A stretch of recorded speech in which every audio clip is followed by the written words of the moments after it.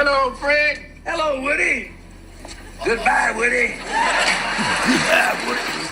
I was working in a nightclub in Los Angeles with the comedy team, Skillet and McRoy, that we've been together for 20 years. And Aaron Rubin, the producer, he happened to be in the club that night. What actually happened?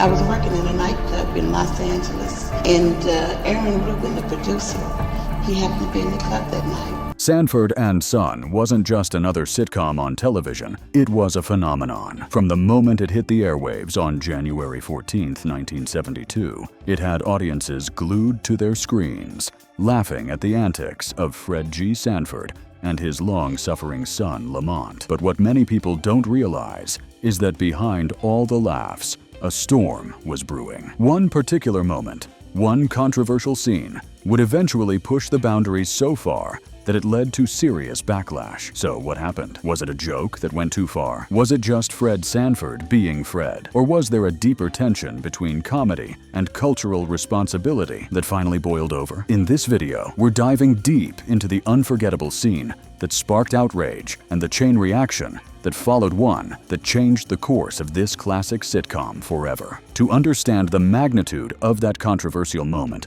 we need to go back to the beginning and see how Sanford and Son became such a beloved fixture in American homes. The show was adapted from a British series called Steptoe and Son, but it wasn't just a copy-paste job. NBC reimagined it with an African-American cast, something rare at the time, and turned it into a groundbreaking hit. The network initially had doubts, even considering casting two white Italian-American leads. But once Red Fox and Demond Wilson stepped into their roles, magic happened. Fred Sanford, portrayed by the legendary Red Fox, was a grumpy, scheming junk dealer based in the Watts neighborhood of Los Angeles. With a heart of gold buried under layers of sarcasm and stubbornness, Fred constantly cooked up ridiculous get-rich-quick schemes. Meanwhile, Lamont, his patient and more grounded son, often found himself cleaning up after his father's wild ideas. Their chemistry was electric, hilarious, emotional, and at times explosive. I can't.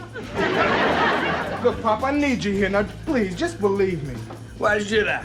Because I'm your son. I am your son, aren't I? The writing was sharp, the acting was pitch perfect, and the music, that unforgettable funky theme, The Street Beater by Quincy Jones, became iconic in its own right. Even if the song never charted, it was impossible to hear those notes and not think of Fred Sanford clutching his chest, yelling, "I'm coming, Elizabeth!" But as much as fans loved the laughs, Sanford and Son also pushed boundaries. The show wasn't afraid to dip into social commentary, shining a light on race, poverty, and generational struggles, all through a comedic lens. That's part of what made it so powerful. It reflected a slice of America that wasn't often seen on television, and it did it without sugarcoating the truth. And yet, for all the progress it made, the show also took risks that didn't always land well. One scene in particular pushed things too far. During a courtroom episode where Lamont is fighting a speeding ticket, Fred stands up to defend him.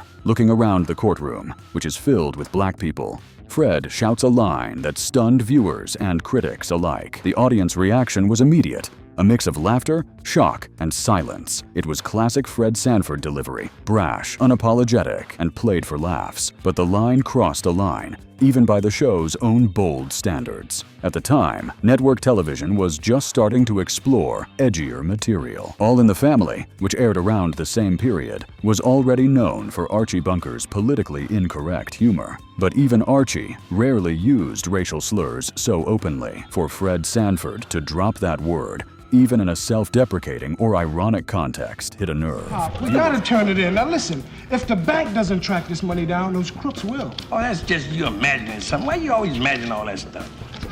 Pop, I bet you those crooks followed me home. Viewers complained. Critics called it tasteless. Civil rights groups raised concerns. NBC suddenly found itself facing a backlash over a show that had once been seen as a trailblazer. The controversy wasn't just about the word, it was about what it represented. While Fred Sanford's character often used humor to cope with life's struggles, this moment felt different. It didn't punch up. It didn't challenge stereotypes. It reinforced them in a way that felt jarring and unnecessary. Behind the scenes, the tension had already been mounting. Red Fox had walked off the set in 1974 over disputes about pay, and profit sharing. He was unhappy with the conditions on set, even complaining about the lack of a window in his dressing room, although he eventually returned with a better deal, $25,000 per episode, and 25% of the show's profits. The relationship between Fox and the network was strained. Fox was also known for his raw stand-up routines, filled with language and material far more explicit than anything allowed on TV. In some ways, the line in that courtroom scene was Fox pushing the boundaries of network television, daring them to go there with him.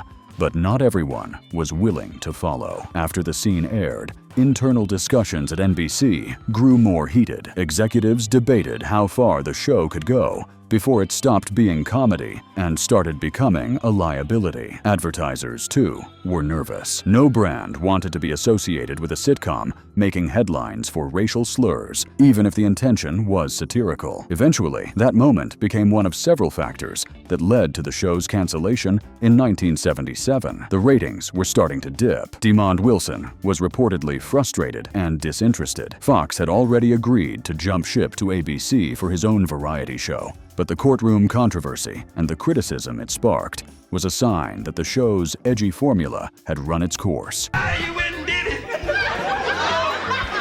I might need that money tonight.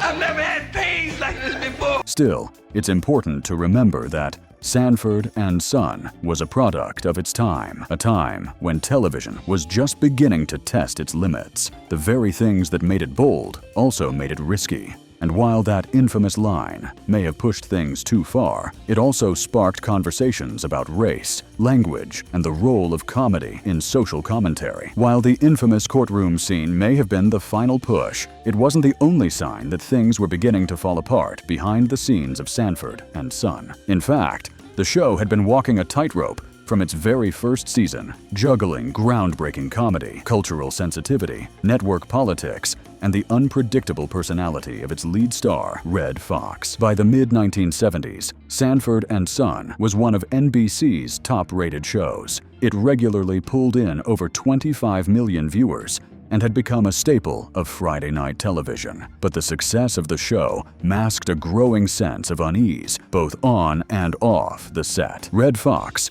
despite becoming a household name, was never shy about voicing his frustrations with the network. He believed NBC didn't give him the same respect or financial reward as some of his white counterparts, like Carol O'Connor of All in the Family. Fox's complaints weren't baseless. While Sanford and Son was making NBC millions, the star himself wasn't seeing a fair share of the profits, at least in his view. In 1974, tensions reached a boiling point. Fox abruptly walked off the set over a pay dispute. For several episodes, he simply didn't show up, and the writers scrambled to fill the gap with side characters and awkward storylines that clearly suffered from his absence. These hundreds. Oh, I can't believe it. I can't stand it. I ain't gonna make it. You hear that, Elizabeth?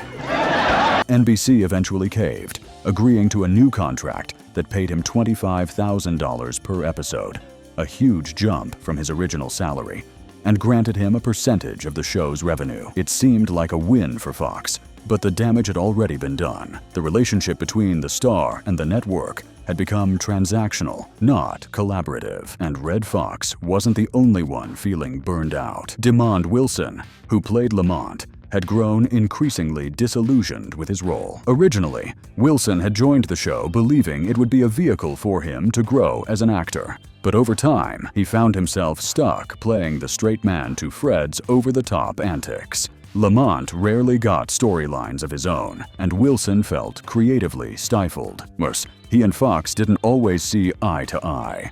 While their on-screen chemistry was undeniable, their off-screen relationship was far more complicated. Wilson reportedly resented Fox for getting more money and more attention. He also became frustrated with the show's writing, which he believed leaned too heavily on stereotypes and recycled jokes. Wilson once said in an interview that the show had stopped evolving, that it was simply telling the same joke in a different way every week. These growing tensions between the cast, the network, and the audience created a perfect storm. So, when the controversial courtroom scene aired, it didn't just spark outrage because of the language, it became a symbol of everything that had been simmering beneath the surface. Also glad to see that all of you made it through the New Year's Eve safely, because you obviously followed the common sense rule that if you're gonna drink, take a cab. For many viewers, that scene crossed a line. Yes, Sanford and Son had always dealt in edgy humor that was part of its charm, but this felt different. The use of a racial slur, even within a satirical context, felt like a betrayal to some fans who had looked to the show for representation, not ridicule. And while some viewers defended it as just a joke, others pointed out that television, especially on a major network like NBC, carried influence. What aired on Sanford and Son wasn't just entertainment, it was shaping public perception, especially in a country still grappling with racial tension in the aftermath of the civil rights movement. Civil rights organizations, media watchdogs, and concerned citizens began writing letters and calling in complaints. While NBC didn't immediately censor the episode, they took notice. Sponsors began pulling back. Internal memos began circulating, and conversations about censorship, responsibility, and the future of the show took on a new urgency. At the same time, NBC's main rival was eyeing Red Fox. They saw an opportunity and pounced. They offered Fox a lucrative deal to leave Sanford and Son and headline his own variety show, The Red Fox Comedy Hour. It was bold, brash, and unfiltered, just like him. And while the show never reached the same success as Sanford and Son, it gave Fox more creative control and freedom, something he'd been fighting for since day one. With Fox gone, NBC attempted to keep the Sanford universe alive. They launched a spin-off series called Sanford Arms, focusing on secondary characters and new faces. But without the original magic, without Fred and Lamont, the show fizzled quickly. It lasted just 4 episodes before being quietly canceled. Years later, in 1980, NBC attempted another revival with Sanford, bringing Fox back, but without DeMond Wilson. The chemistry was gone, the audience had moved on, and the cultural moment that had once made Sanford and Son such a hit was no longer there. The revival barely lasted 2 seasons before fading into obscurity. You made an old man happy, and we get $60 beside. Okay, smart guy, now just tell me one thing. Where you gonna sleep tonight? I'll sleep in your bed. Looking back, it's easy to see that the courtroom scene didn't single-handedly cancel Sanford and Son, but it was the spark that ignited a powder keg. It symbolized a moment when the show pushed too far, when edgy comedy stopped being funny and started becoming problematic. It also marked a shift in television. Audiences were becoming more aware of the impact of language. Networks were being held accountable in ways they hadn't before, and stars like Red Fox were learning that even fame couldn't shield them from the consequences of controversy. Here's the thing. Despite all the turmoil, despite the walkouts and the backlash, Sanford and Son remains one of the most iconic shows in television history. It opened doors, it broke barriers, and it proved that a sitcom led by 2 black men could dominate prime time and do it on their own terms. That legacy is complicated, it's messy, but it's also real. And if there's one thing Sanford and Son always did, it was keep things real for better or worse. But as bold as that courtroom moment was, the fallout from it revealed much more than temporary public outrage. It exposed the fractures beneath Sanford and Son's success, fault lines of creative control, cultural expectation, and racial responsibility that would shape how the show, and television in general, was perceived by its cast, its audience, and its critics in the years to come. Surprisingly, the immediate public reaction to the infamous scene wasn't a full-on media explosion. There were certainly complaints, and community leaders raised red flags, but there wasn't a national scandal. In part, this was because Sanford and Son had conditioned audiences to expect bold language and biting satire from Fred Sanford. For many viewers, the joke was offensive, as it felt like an extension of his established character.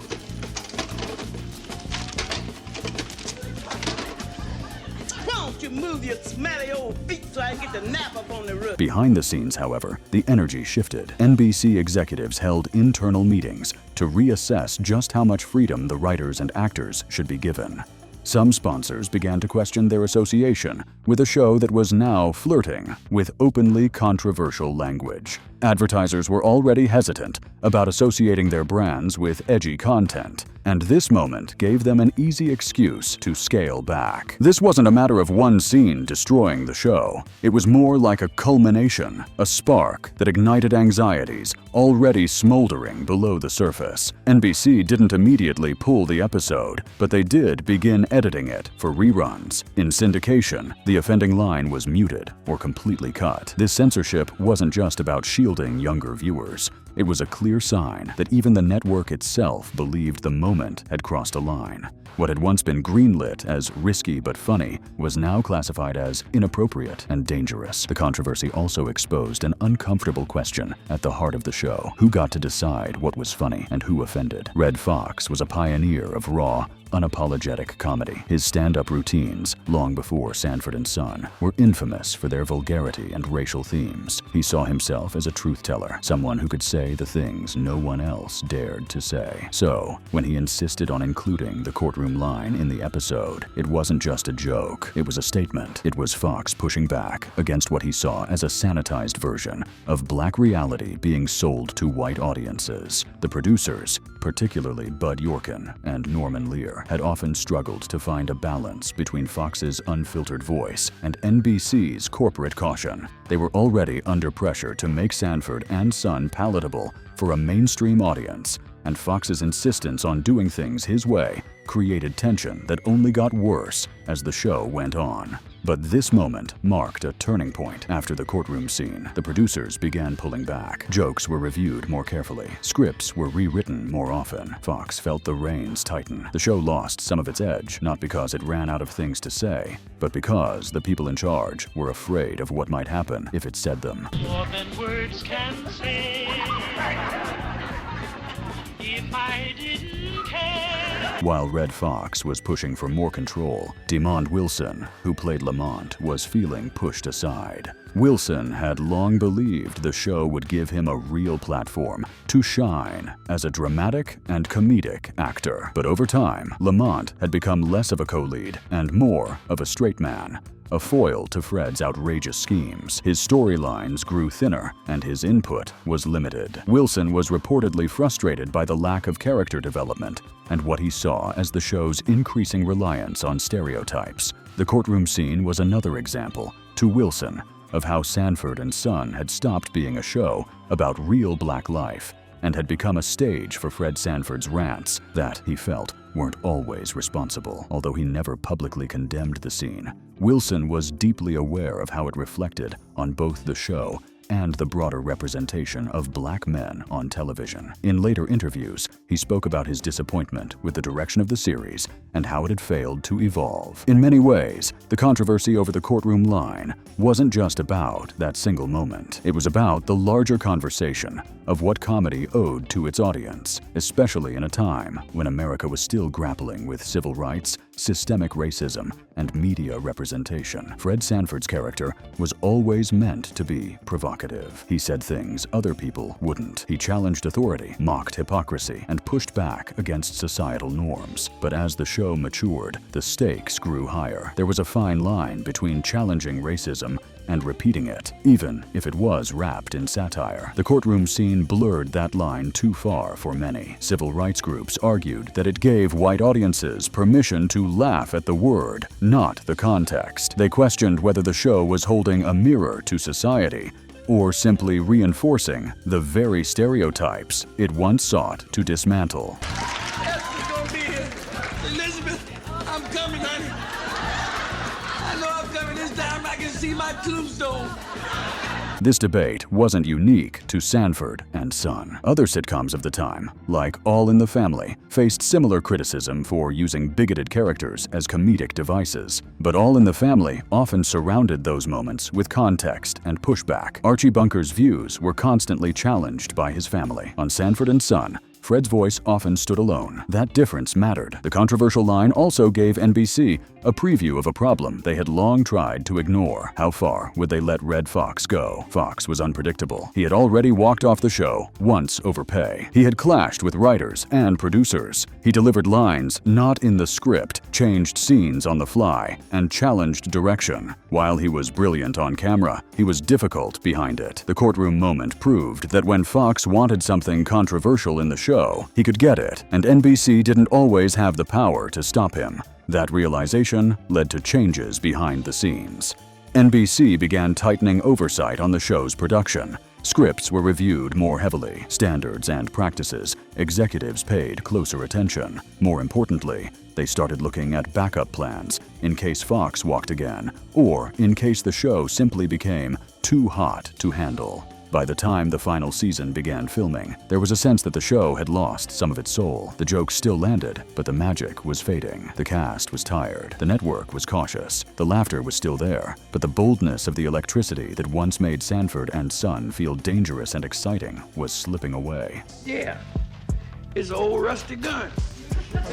That's an original Revolutionary War rifle. I picked it up in an auction. As the final season moved forward, it became clear to everyone involved that Sanford and Son was nearing its end, not just because of the controversy or creative burnout, but because the cultural landscape was changing. Audiences were beginning to crave something different. Television was entering a new era, one where jokes didn't always land the same way, and where shows would be judged not only by their ratings, but by their social impact. The ratings for Sanford and Son remained solid throughout most of its run, but by season 6, the numbers began to slide. It wasn't a catastrophic drop, but it was enough to make NBC nervous. Viewers were growing fatigued by the familiar setup. Fred schemes, Lamont rolls his eyes, chaos ensues. The formula that once felt fresh and rebellious was starting to feel repetitive and outdated. Newer sitcoms like Good Times and The Jeffersons, both also from Norman Lear's camp, were pushing boundaries in different ways,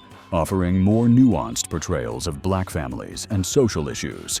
And unlike Sanford and Son, those shows featured younger characters with more dynamic arcs. Fred and Lamont, by contrast, seemed frozen in time, stuck in the junkyard, stuck in their roles, and increasingly stuck in the shadow of controversy. NBC could see the writing on the wall. When Fox signed his deal with ABC to launch the Red Fox Comedy Hour, it wasn't just an actor leaving a show, it was a signal that Sanford and Son had lost its heartbeat. Following the cancellation in 1977, the cast and crew went their separate ways, but the courtroom controversy continued to follow them. Poor. You think this is poor? When I was a kid, there was 7 of us in the family. 7. We slept in the same room, same bed, same underwear. Red Fox's variety show on ABC allowed him to express himself more freely, but it didn't achieve lasting success. Audiences didn't connect with it the way they had with Fred Sanford. Fox later found a brief resurgence in the 1980s with The Royal Family alongside Della Reese, but sadly, he passed away in 1991 while rehearsing on that very set, suffering a fatal heart attack at age 68. Demond Wilson took a different path. Disillusioned with Hollywood and frustrated by the roles being offered to him, he stepped away from acting entirely for many years. Wilson turned to religion, eventually becoming a minister and author. He remained vocal about his experience on Sanford and Son, often describing it as a blessing and a burden. While it brought him fame, it also typecast him and left him creatively unfulfilled. Wilson's post-show reflections add another layer to the courtroom controversy. In later interviews, he would talk about how Sanford and Son stopped being about elevating black voices and started becoming a show built for laughs at any cost, even if those laughs came at the expense of integrity. Decades later, audiences have begun to reevaluate the legacy of Sanford and Son, including that infamous courtroom scene. In the age of social media, streaming platforms, and cultural criticism, every piece of entertainment is analyzed through a sharper lens, and Sanford and Son is no exception. A black man ain't got a chance down here. I'm black. Well, you the judge, that don't count.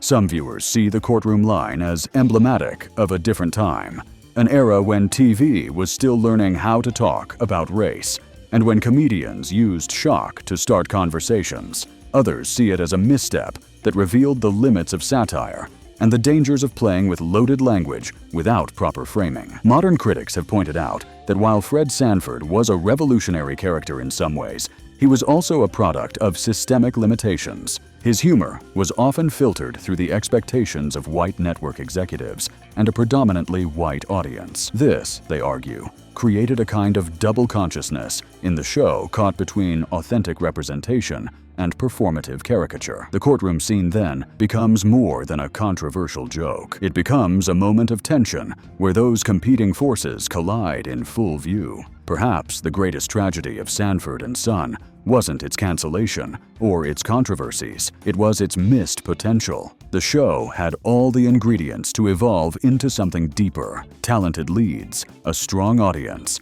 and a platform that few other shows had at the time. But instead of expanding its world, its characters, and its themes, the show narrowed its focus. It doubled down on Fred's catchphrases and antics, recycling storylines instead of reinventing them. Listen, why don't you arrest some white drivers? I do.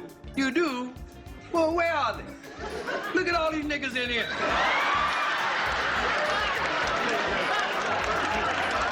It's worth wondering how a more balanced, forward-thinking approach might have changed the trajectory of the show. Could Sanford and Son have lasted longer? Could it have grown into the kind of multi-layered sitcom we now celebrate in shows like Blackish or Atlanta? Maybe, but we'll never know. In retrospect, the courtroom scene didn't just cause controversy.